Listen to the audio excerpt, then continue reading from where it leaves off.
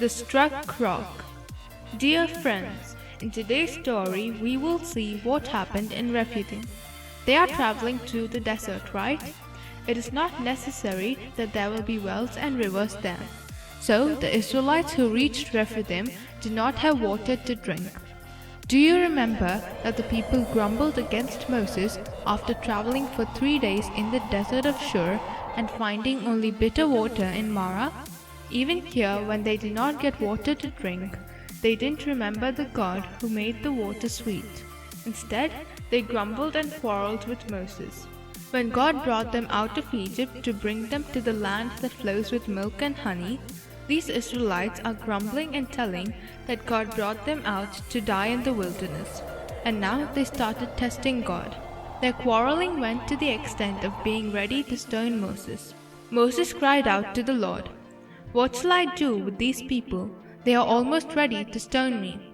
Then, according to the commandment of God, Moses passed on before the people, taking some of the elders of Israel with him and also his staff in his hand, and went to the rock which God told him and struck the rock. When he struck the rock, water flowed out of it like a river. After drinking the water that God provided, the wild beasts and jackals and ostriches honored God. But the man whom God created in his own image forgot him soon. When the Israelites were camping at Rephidim, they were faint and weary because of the journey, and the Amalekites attacked them and killed those who were lagging behind. Then Moses commanded Joshua to take charge of the battle, and went to the top of the hill with Aaron and Hur. There Moses stood holding up his hand. Whenever he held his hands up, Israel prevailed. But whenever he lowered his hands, Amalek prevailed. Meanwhile, in the valley, Joshua took men and went out to fight Amalek. But soon Moses' hand grew weary. So they took a stone and put it under him, and he sat on it, while Aaron and Hur held up his hands, one on each side.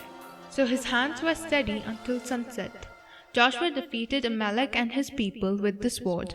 There Moses built an altar and called the name of it Jehovah Nissi, meaning the Lord is my banner.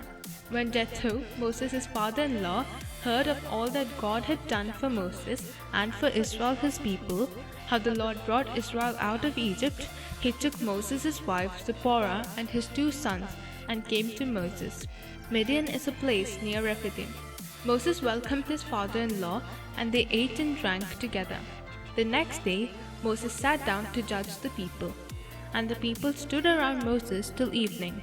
Jethro, seeing that judging the huge crowd was difficult work for Moses, advised him to appoint men who fear God, who are trustworthy and hate a bribe, and place such men over the people as chiefs of thousands, of hundreds, of 50s, and of 10s. Moses listened to his father-in-law and did all that he said. Every great matter they brought to Moses, and every small matter they decided themselves. Then Moses sent his father-in-law to his own country. 3 months after they started their journey from Egypt, they came to the wilderness of Sinai, and they camped there. There were many important incidents of Israel's history that happened in Sinai. We will see what happened there in the next story. God bless you.